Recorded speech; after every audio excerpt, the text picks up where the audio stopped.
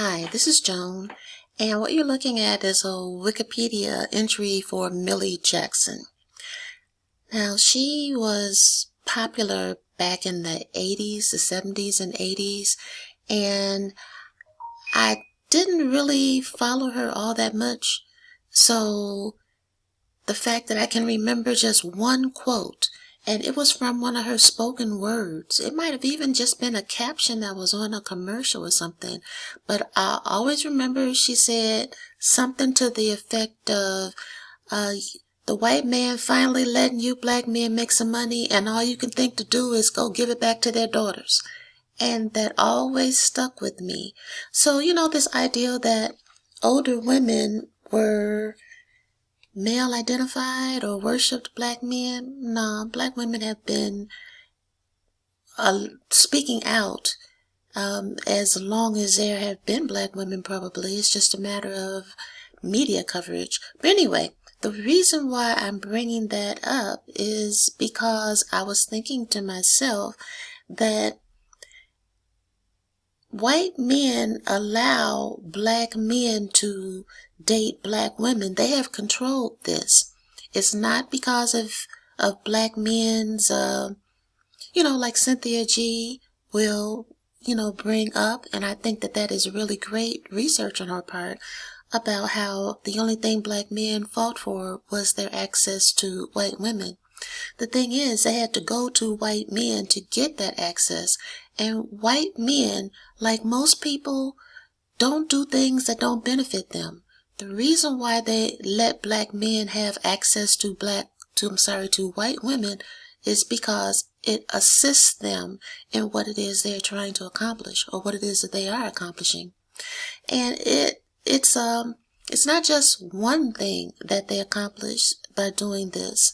It really does undermine the progress or success of the black race. It really affects the self-image of black men and black women.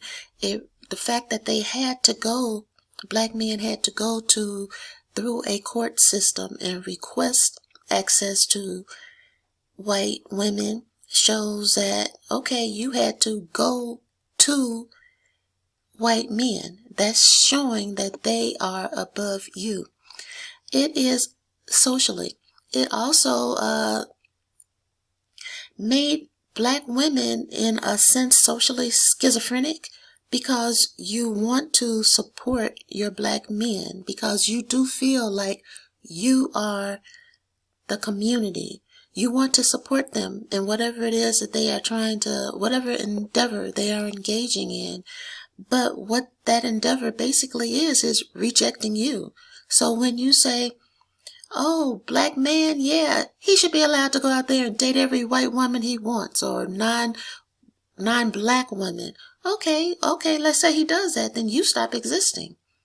Okay, but let's say you go the other route and say, look, black man, quit that. You're supposed to stay here. Okay, now you are forcing an adult to do something that they don't want to do. So the way that I feel, and I could be wrong, I always, reserve the right to be wrong. I think that the way that the white race benefits from this is just like Millie Jackson said. Hey, the white man finally let you make some money. Okay, let's say you did it in the beginning, you did it through athleticism and, entertainment. You were a great entertainer. What did you do with that money? You didn't take it back to the black community. You took it and gave it right back to the white man's daughter. It could be the white man's unmixed daughter, or it could be his biracial daughter, or multi-generational mixed daughter. Didn't matter. You did everything but take it back to the black community. And basically, the black woman, because of her insistence on staying with the black man, the black woman is the black community. So you did everything you could to keep your own community from growing. Like I said, the black woman was in the position like, well, he's my man. I want to encourage whatever it is he's doing. And I'm working from the ideal that, well, he's part of the community. He wouldn't do anything to hurt his own community. That's where you're wrong. That's the fallacy. He does not consider himself to be part of the black community. Like I said, the black community is black women. It's not black men. They decided that a long time ago. And the thing about integration, well, the thing about that is that, well, at first they had separate but equal. The problem with that was that it was not equal. It was just separate. So black people were getting the very low end of the deal.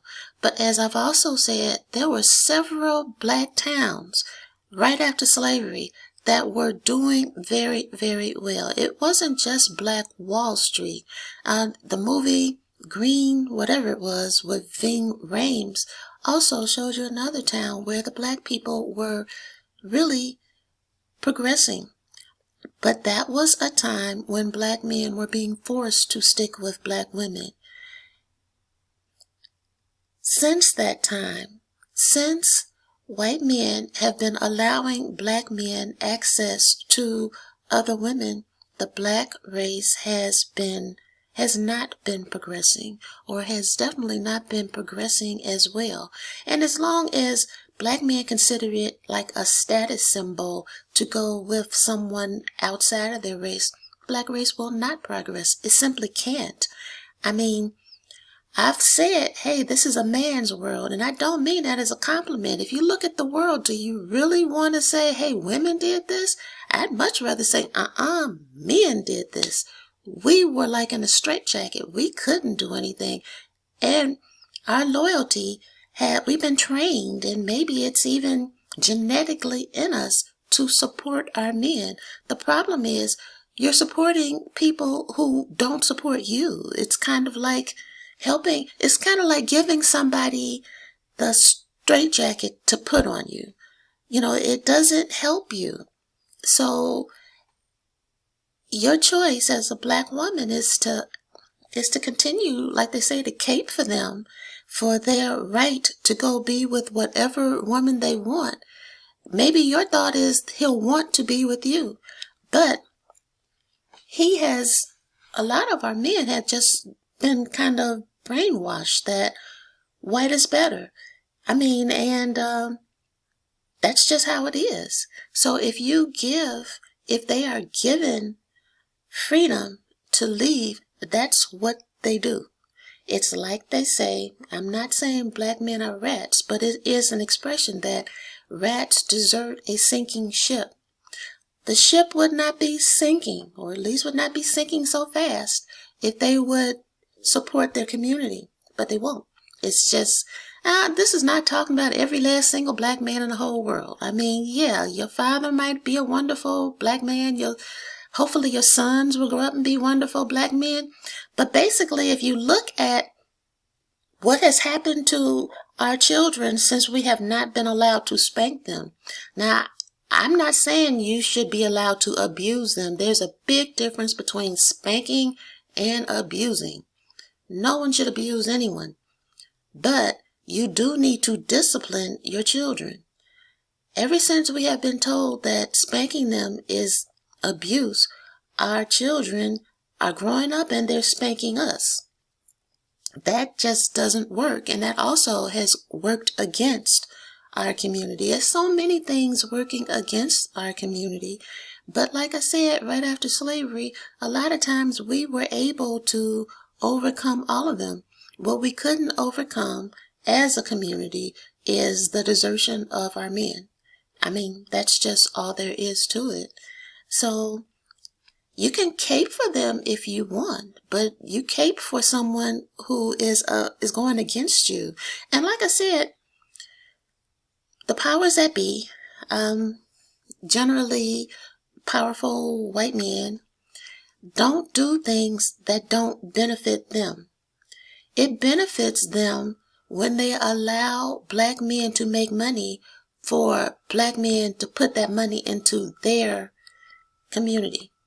It wouldn't benefit them if they said, okay, black man, here's $50 million, and the black man goes and says, I'm going to marry me a black woman, and we're going to have 10 children, and we're going to teach each one of them a profession, and they're all going to be set up with their own land, and on that land, we're going to hire employees, and I'm going to do what the Bible said, where a righteous man should be able to support his children's children.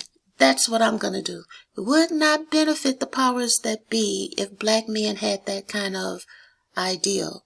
So once they began to allow black men to make some money, like Millie Jackson said, they gave it back to their daughters, to white men's daughters. You have to consider that biracial women are also often white men's daughters. Now, during slavery, now they're more likely to be white women's daughters. But, the white woman, well, let's just say then that they are the granddaughters. But either way, it works out to pretty much the same thing. So, this is just something that I think Millie Jackson said in passing, but for some reason, it always stuck with me. That giving black men money is not the same as giving the black community money. And that also, now I once worked for this agency, and the supervisor was given a very large budget. This was a social service agency. And what she would do is say, well, this is a black community that we're serving. So what I want to make sure is that they get exposure, the children that we're serving. So we would take the children to different suburban locations and spend that budget. And I kept thinking, well, you complain about the community, about the black community looking disheveled, and that the problem is that there's no money in it. So why don't you put the money into the black community? Why don't we show the children stuff that they can do to positively affect their own community? I mean, if this particular theater doesn't look as good as in the city, doesn't look as good as the one in the suburbs, why don't we invest in the one in the city? Why don't we try to show our children some personal pride? And that was enough for me to get fired. I mean, it was like, and that led me to a sense of shock. Like, I can't believe this. This is strange. Well, the thing is that most people do what benefits them. They don't go around caping for people who hate them. They don't go around saying, okay, well, I think your house looks better than mine, so let me put money into your house. Most people don't do that. The thing is, black people are trained to do that and are rewarded for doing that. And that's something that's difficult to overcome. And at this particular point, I don't think it can be overcome just by humans. I really do believe the Savior has got to come back and straighten this all out, because he said, I believe, that everything done in the dark will come to light. But just because it's come to light does not mean you can fix it. It just means you can see it. Whereas before you might have been stumbling saying, I can't figure out why this is all horrible. Now you know why it's horrible. But, you can tell people it's horrible. But, what can you do to fix it? Could I force my supervisor to spend at least part of her budget in her own community? Nope, couldn't do that. In fact, I got thrown out. So, that's just a personal example. And, as a general rule, I do think that, especially for black women, we have to learn to not support people who don't support us. Now, I had thought that a while back. I had thought, what? When before you go to a black movie with a black star, look to see who he's married to or who he's dating. If it is not a black woman with a black mother and a black father, I'm not putting my money into it, because you're not putting any money into me. I don't believe in doing stuff that doesn't benefit me. That's just, my personal thought. Might be something you might want to consider. So, I always say you guys have a great day. I mean it. I want you to have a wonderful day. I also want you to like, share, and subscribe. And I'll talk with you later.